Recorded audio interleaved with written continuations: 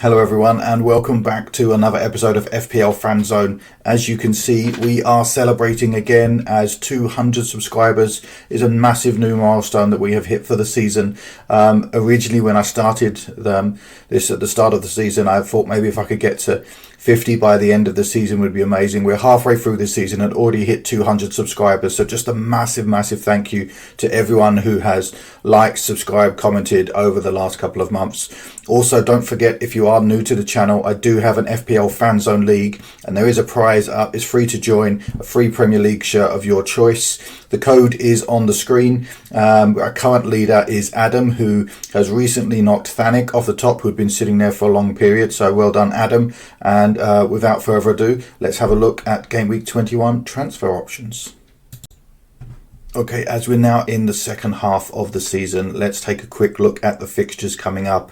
And bear in mind that as we get to this point of the season, you want to start thinking about saving or rolling some of your transfers, thinking about budget availability. And if we take a look here, for example, we do expect that in either Gameweek 24 or Gameweek 25 that Liverpool-Everton game will be rescheduled in there. So there will be a double game week for Everton and Liverpool.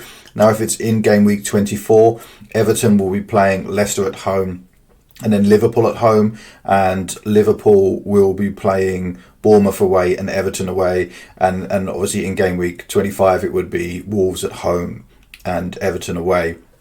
So there's great options there, and I did a video earlier on in the week regarding chip strategy and when to use potential chips, but a lot of people will be starting to think about whether it's triple captain or even the new assistant manager chip which comes available in game week 24. You've got to start looking at these fixtures moving forward. But for the sake of this video, we're really looking over the next 3 or 4 fixtures for the transfers that we're doing at the moment. And as you can see here, I've sorted the table here, and you can see that Brighton, Crystal Palace, Fulham and Man United have really good fixtures over the next 3 or 4. Newcastle as well, playing both Wolves and Southampton in the next 3. So there's some good fixtures there. But also take into consideration, you've got the likes of Man City that over the next 6 are playing Chelsea, Arsenal, Liverpool and Tottenham. So while Haaland is starting to show a little bit of form in front of goal again, there are some tough fixtures and some good defences coming up for that Man City squad as well. So just with that in mind, let's have a look at some of the options in each of the positions. So first up, defender decisions. Also, don't forget, if you to hit the like if you get value from this video, hit subscribe if you're new around here, and drop comments below if there's any players that you want me to discuss moving forward. First up at the moment, the talking point around is Trent Alexander-Arnold. Now, there's been lots of discussions about whether he's going to be going to Real Madrid. I know they put in a £20 million offer, which was because he's going to be out of contract at the end of the season. He put in a really poor performance against Manchester United and got absolutely slated in the press. Didn't play or didn't start in the Tottenham game in the EFL Cup semi-final, but then did play against Accrington Stanley in the FA Cup. So for me, Trent Alexander-Arnold, if he's already in your team, he's a hold. Yes, he had one bad game. I don't foresee that Connor Bradley is going to take his spot straight off the bat, just because he's had one bad game. He's got Nottingham Forest away is a tough fixture defensively, but Chris Wood is overperforming his stats at the moment. I know because I have him in my team. But outside of that, there's not a huge amount of forward threat with that Nottingham Forest team. Brentford away, Ipswich at home, and then of course they've got that double, whether it's in game week 24 or game week 25. You're really going to want to be having 2 or 3 Liverpool assets, and if you're looking at the if you're looking at assistant manager, then obviously 2 assets, and maybe you want Arne Slot for that double, then you need to kind of take all of those things into consideration. But for me, having Mo Salah, having Trent Alexander-Arnold, they're staying in my team. Unless I hear that Trent's been sold for it, of course, they'll be staying in my team until that double has happened in either game week 24 or 25. One thing to note, though, that was a bit surprising for me was when I looked at his expected goals, because we talk about the attacking threat of Trent Alexander-Arnold over the previous seasons. 0.04 expected goals per 90 is very, very low, even for a defender. 0.3 is great in terms of assists, so he has still got the assists, and you can see that he is taking corners as well from the heat map there. So overall, he's staying in my team. I know there's been lots of debates and lots of people have sold him out, but with that double coming up and some good fixtures in there as well, for me, he's a keep. Looking at some other defenders that are high around and lots of discussion around them at the moment. Lewis Hall has been in great form at the moment. I think 8.4 points per match over the last 6. 7 clean sheets. They've really found a good run of form. They've got good fixtures coming up with Wolves, Bournemouth, Southampton, Fulham in the next 4. Then it gets a little bit more tricky longer term. But especially over the short term, they look great. One thing to take into consideration, obviously we had the League Cup semi-finals and they're 2-0, currently 2-0 up against Arsenal in after the first leg. Now we won't know until game week 24-25, once that second leg has been played, whether or not they're going to blank in game week 29. So if they get through to the final, Newcastle and Crystal Palace will not play in game week 29. If Arsenal turn it around, then it'll be Arsenal-Chelsea that are not playing in 29, and Newcastle won't be an issue. But these are the things that we need to start thinking about when we're looking at transfers in my team. So personally, for example, I've already got 3 Newcastle and 1 Crystal Palace. So I've got to start already thinking about game week 29, whether I'm going to use the free hit chip, or whether I'm going to have to look at selling some of those players, because I've already got 4 players that could potentially not play, and that doesn't even include either the Liverpool or the Liverpool Villa game, which would be another 2 or 3 players, or the Tottenham Fulham game, which would be I don't have any of those players, so if Tottenham get through, that doesn't impact my team as much. But these are the types of things now as we get into this part of the season that we need to be thinking about. The other 2 options here are, of course, Crystal Palace and Munoz. There's lots of talks about him at the moment. He's attacking threat, 2 goals, 2 assists so far this season. But look at that Crystal Palace run of games over the next: Leicester, West Ham, Brentford, Man United, Everton. Now, of course, there's 2 new managers in there with Potter joining West Ham, and it looks like Moyes has joined at Everton. So could be some new manager bounce there as well.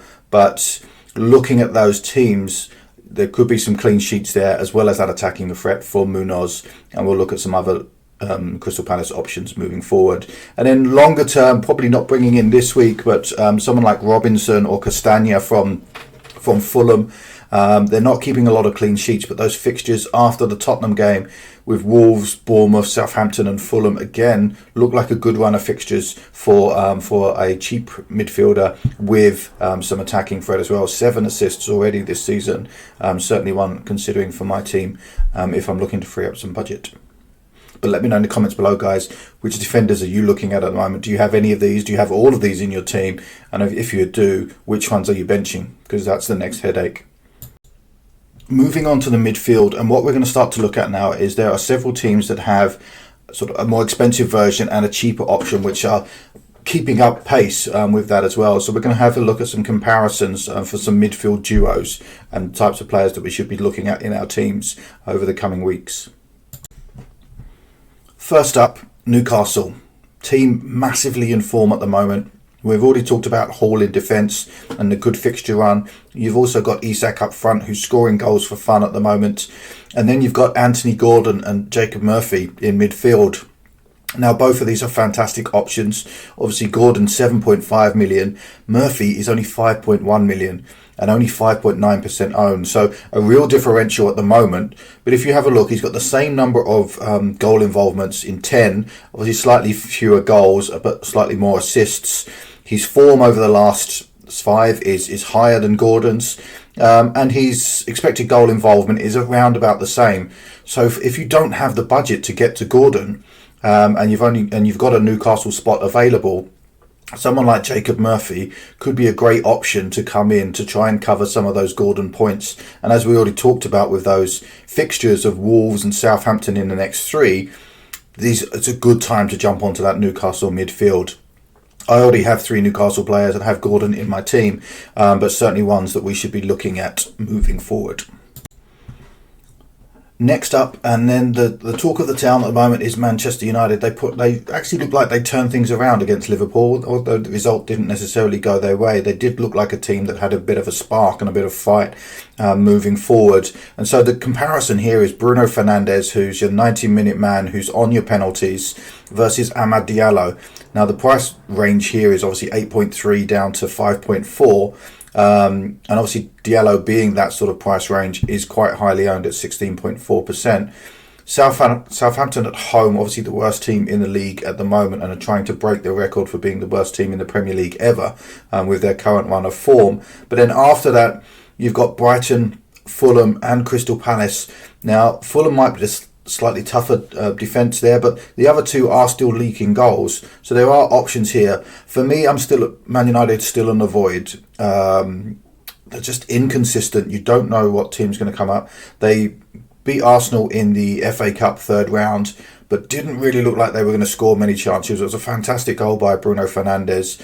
They won on penalties in the end, but just didn't quite look as fluid as they did again in that Liverpool game. So for me, right now, if I had to choose between the two, I'd probably pick Amad Diallo, just because of the price and budget. But obviously, Bruno Fernandes got a goal in the FA Cup. He's on penalties. He's obviously got the better attacking threat as well. But that price range is really difficult to get to unless you've got the budget already available.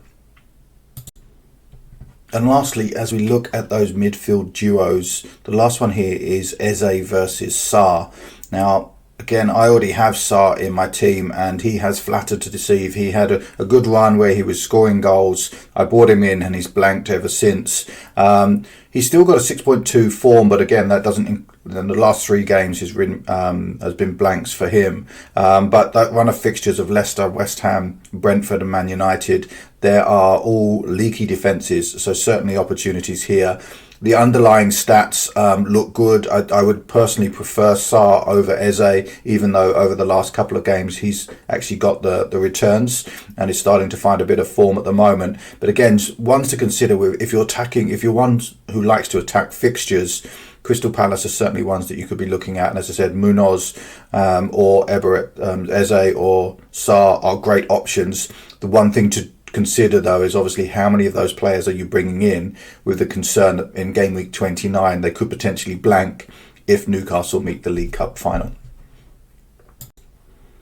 Next up, we've got the forwards and the strikers, and what are we going to do here? There are some challenges in this spot. If we look, for example, Cunha's fixtures over the next 5 are horrific, with Newcastle away, Chelsea away, Arsenal at home and Liverpool, as well as Aston Villa in there. That's a terrible run of fixtures for Cunha. Now, I could just keep him. I think there's an option for him to score goals in any of those games, but they are, tough teams, and Wolves are a bit hit and miss at the moment, so potentially one for me to move out. Isak is a no-brainer. He's an absolute must-have in your team at the moment. He's in a terrific vein of form. 13 goals, 4 assists, 10 points, double digits hauls for form over the last 6, on average over the last 6, and the next 4 games look great for those. As I said, there is the concern around game week 29, but I would be looking to move off 1 or 2 of them by the time I get to the Man City fixture anyway. The other one for me, when I look at Cody Gakpo, now he again is another one who's in a great run of form. The fixtures are middling, but they've also got the double coming up as well, and there is that potential for me to triple up on the Liverpool team when we get to game week 24 and 25. So right now, probably won't be bringing in Gakpo for Nottingham Forest and Brentford, partially because I'm a bit worried now that Jota is starting to come back to fitness, whether or not he's going to lose his place. That front line is very, very fluid with Darwin Núñez, you've got Jota, you've got Diaz, you've got Gakpo, and then of course Salah, who's the mainstay in there. So I do have one more Liverpool spot, but I'll probably hold off until the Ipswich fixture to work out who's going to be most likely to be the nailed, and then obviously we'll know a little bit more by that time if that double has been confirmed, to whether it's going to be in game week 24 with the Bournemouth fixture, or in game week 25 as I've depicted here with the Wolves and Everton in that week. Next up is João Pedro, and he is yellow flagged. He has gone away for a scan. The challenges with João Pedro is that he was playing on Thursday, and with the fixtures game week starting on Tuesday, we're probably unlikely to get any news from press conferences on João Pedro's updates. Now, I do think personally that it was he's obviously taken a knock. He's got a strain. So he's gone to have a scan. So there is obviously a concern there, but I do think that he will be back. If you've already got him, I would certainly hold him. Ipswich away seems like a great fixture to be playing him in. And obviously he's got some good fixtures over the next 4. Would I be bringing him in? I'd love to bring him in this week for Cunha, as I said, given the fixture that they have at the moment. But right now, as I said, he's not quite... there's that risk, so I may have to wait and hold off on that one as well. And then lastly is Chris Wood, who has been an absolute legend this season. While everyone's talking about Isak being on a form, Chris Wood has 12 goals, Isak has 13 over the season. And that just goes to show you the consistency that he's had throughout this as well. 23 bonus points, he's got more bonus points than Isak as well. Liverpool is a tough game this week, no doubt about it. Liverpool are still conceding a few goals at the moment. They're not keeping the clean sheets that we hope for from that premium defence. But then after that, the games...